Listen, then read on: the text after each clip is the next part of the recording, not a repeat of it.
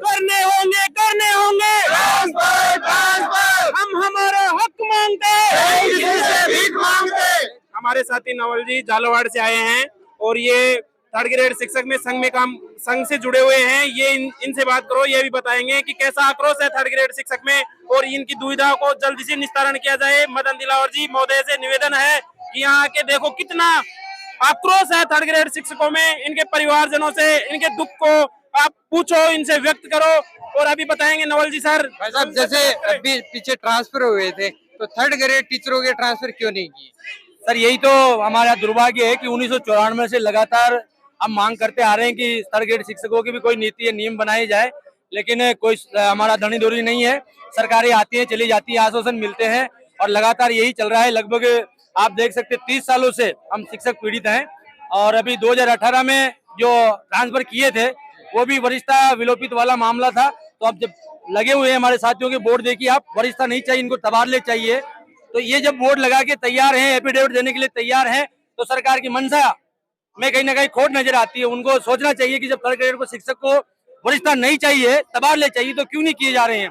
हमारे मंत्री साहब से भी बार बार ज्ञापन दिए जा रहे हैं, सूचनाएं जा रही हैं, सूचना जितने भी तंत्र है सभी को सूचना जा रही है कि इनको ट्रांसफर कीजिए, लेकिन कोई ध्यान ही नहीं दे रहा।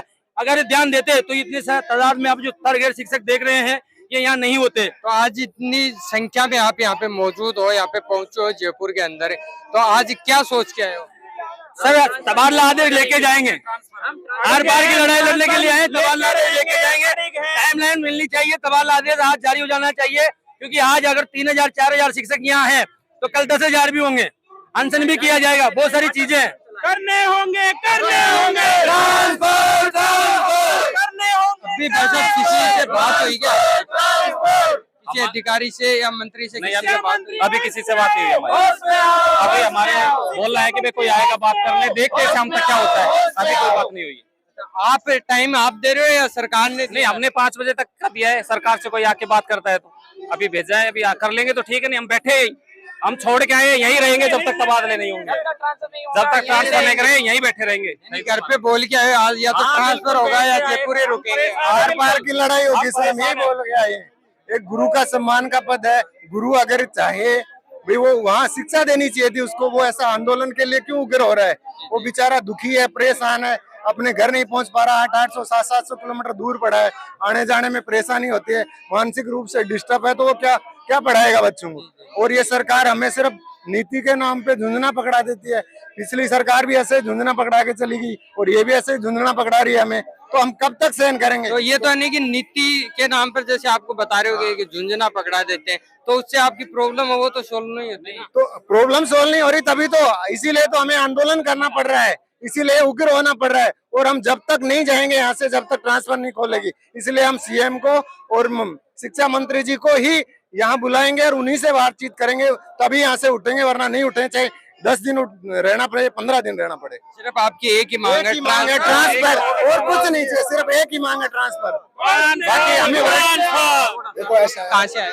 थर्ड ग्रेड का ट्रांसफर जो है लगभग 8 साल से नहीं हो रहे हैं। तो सभी डिपार्टमेंट में सभी जो है संवर्ग में ट्रांसफर हो चुके हैं, प्रमोशन हो चुके हैं, डीपीसी हो चुकी हैं। इस थर्ड ग्रेड में ना डीपीसी होते हैं, ना ट्रांसफर होते हैं, ना प्रमोशन वगैरह होते हैं, कुछ नहीं होता है। और सारे जो प्रयोग होते हैं, पायलट प्रोजेक्ट होता है, शुरू होता है, वो शिक्षा विभाग में होता है। शिक्षा विभाग को प्रयोगशाला बनाकर रख दिया है। नए सर्च, नए रिसर्च पायलट प्रोजेक्ट इसी में होते हैं।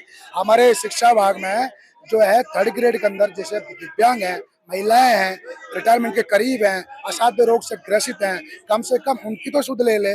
सरकार में इतनी संवेदना नहीं बची है, इस पर्ची वाली सरकार में इतनी संवेदना नहीं बची है तो जो इन कर्मचारियों की सुध ले लें। कम से कम हर साल इन लोगों को कर दें, 2-4-5 साल में सामान्य लोगों को ट्रांसफर कर दें तो हमें कोई दिक्कत नहीं है। हमारा धैर्य, हमारा जो सब्र है वो टूट चुका है और हम यहाँ से जब तक नहीं हटेंगे, नहीं खड़े होंगे, नहीं उठेंगे, जब तक हमें ट्रांसफर का आश्वासन नहीं मिल जाएगा। जी भाई साहब, अगर सरकार है इनकी सुन लेती तो आप भी इतनी जो संख्या में यहाँ पे टीचर जो मौजूद हैं इनको यहाँ पे नहीं आना पड़ता है, आज स्कूल में पढ़ा रहे होते।